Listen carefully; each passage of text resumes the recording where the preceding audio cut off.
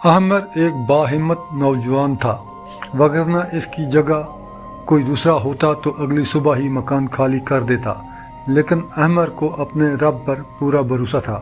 اس کو آج رات کے بعد نہ جانے کیوں ایک امید تھی کہ اب کوئی ایسا واقعہ نہیں ہوگا، اور اس کا اندازہ درست بھی ثابت ہوا۔ اگلی رات کوئی غیر معمولی واقعہ پیش نہیں آیا۔ اسی طرح تقریباً ایک ہفتہ گزر گیا۔ اب احمر کو وہ سب واقعات ایک خواب سا لگنے لگے، لیکن اس کو کیا معلوم تھا کہ یہ طوفان آنے سے پہلے کی خاموشی ہے، کیونکہ اتنے دن بعد آج جو ہونے جا رہا تھا اس کا وہ تصور بھی نہیں کر سکتا تھا۔ چاند کی آج آخری تاریخ تھی اور آج آسمان پر چاند نہیں نکلنا تھا۔ یہاں میں اس بات کا ذکر کرتا چلوں کہ ان شیطانی قوتوں کا زور چاند کی 14ویں تاریخ کو ہوتا ہے، جب چاند پوری آب و تاب کے ساتھ چمک رہا ہوتا ہے، یا پھر ان کالی راتوں میں جب چاند بالکل بھی نہیں ہوتا۔ احمر نے عشاء کی نماز ادا کی اور سونے کے لیے لیٹ گیا۔ ہلکی ہلکی ہوا چل رہی تھی، اس لیے احمر سونے کے لیے باہر صحن میں ہی چارپائی پر لیٹ گیا۔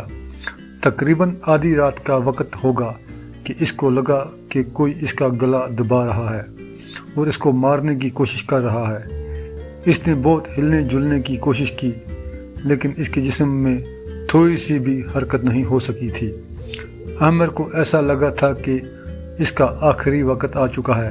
احمر نے دل میں ہی کلمہ کا ورد کرنا شروع کر دیا، اور جیسے ہی اس کے دل میں محمد رسول اللہ صلی اللہ علیہ وسلم کا نام آیا، اس کو لگا کہ جھٹکے سے کسی نے اس کا گلا چھوڑ دیا ہو۔ اس کے ساتھ ہی اس کی آنکھ کھل گئی۔ احمر جلدی سے اٹھ کر بیٹھ گیا، اپنے آپ کو چھو چھو کر دیکھنے لگا۔ اس کا جسم پسینے سے شرابور تھا۔ او تو مطلب میں خواب دیکھ رہا تھا، احمر نے خود کلامی کرتے ہوئے کہا، پھر اللہ کا لاکھ شکر ادا کیا کہ یہ خواب ہی تھا۔ لیکن اس کو اپنے گلے پر جلن سی محسوس ہو رہی تھی۔ اس نے اپنے آپ کو کمرے میں جا کر آئینے کے سامنے دیکھا تو اس کے پاؤں تلے زمین نکل گئی، کیونکہ اس کے گلے پر تازہ انگلیوں کے نشانات پڑے ہوئے تھے، گویا کہ کسی نے اس کا گلا زور سے دبایا ہو۔ احمر کافی ڈر چکا تھا۔ ابھی وہ یہ سب دیکھ ہی رہا تھا کہ اس کو صحن کی جانب سے کسی نسوانی آواز میں ہنسنے کی آواز آئی، اور ساتھ میں کسی نے اس کا نام پکارا، احمر۔ احمر کی خوف کے مارے دھڑکن تیز ہو گئی۔